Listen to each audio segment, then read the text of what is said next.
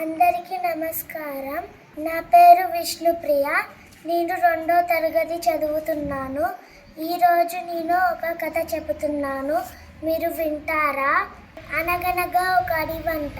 ఆ అడవిలో ఒక నక్క నివసిస్తూ ఉండేదంట. ఆ నక్కకి ఒకరోజు బాగా ఆకలేచిందంట. అయితే అడవి మొత్తం తిరిగి ఒక పెద్ద చెట్టు దగ్గరికి వచ్చారంట. ఆ చెట్టుకి ఒక రంధ్రం ఉందంట. ఆ రంధ్రంలో ఒక బాక్స్ ఉందంట. అయితే నక్క అనుకుంది కదా, దాంట్లో నాకేమైనా ఆహారం దొరుకుతుందేమో అని తొంగి చూచిందంట. చూస్తే దాంట్లో ఒక బాక్స్ ఉందంట. అయితే దాంట్లోకి ఎక్కి తెరిచిందంట. బాక్స్ తెరిచి ఫుడ్ తినేసిందంట. తినేసి దానికి బాగా దాహం వేసిందంట. దాహం వేసి అది బయటికి రావాలని ప్రయత్నించిందంట.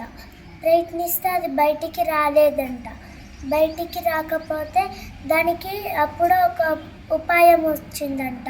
నేను బయట ఉన్నప్పుడే బాక్స్ని తీసుకొని నాకు కావాల్సినంత తినేసి ఆ బాక్స్ని అక్కడ పెడితే బాగుండు, లేకపోతే నాకు మిగిలినది తినేస్తే బాగుండు, అనవసరంగా దీంట్లో ఇరుక్కుపోయాను అని ఏడుస్తూ కూర్చుంది. మనము చేసేటప్పుడు 1కి 2 సార్లు ఆలోచించి చేయాలి. ఇది మంచిదా చెడ్డదా? ధన్యవాదాలు.